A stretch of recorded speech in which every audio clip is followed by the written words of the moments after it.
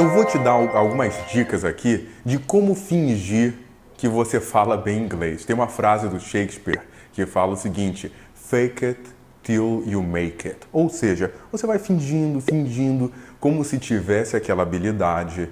E eu diria que isso é uma coisa meio teatral, meio cênica, e uma hora a coisa acontece.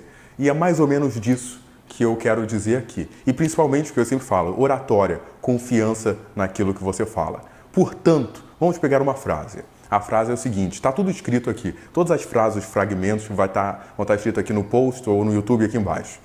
Mas a frase é o seguinte: I understand that English is a very important language. At this point, if you speak English, you can communicate with the whole world. Essa é a frase. E aí, é um pouco longa, mas você consegue decorar. Tenho certeza que você consegue. E aí, você vai colocar algumas coisas antes ou depois e vai ficar mais bonito. Por exemplo, for example. Okay, so here we go. Okay, in a way.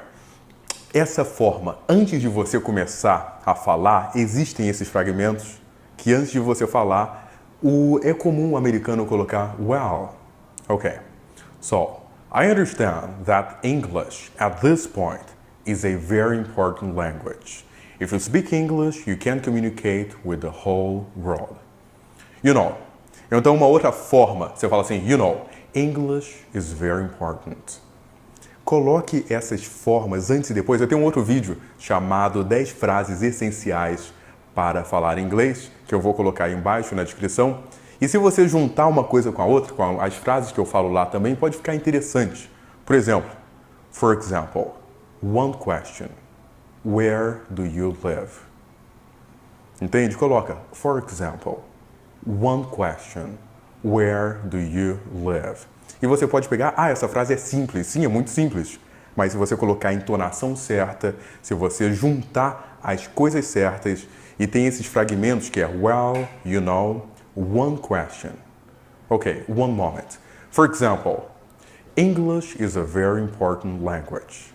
Enfim, acho que você entendeu a ideia. Você vai juntando, vai colocando com confiança, de uma maneira segura, e aí você vai transmitir a sensação que você fala inglês muito bem, mesmo que você ainda não fale. Mas é melhor transmitir a sensação e vai que você se convence. Vai que você acredita em si mesmo e daqui a pouco você está falando inglês aí muito bem.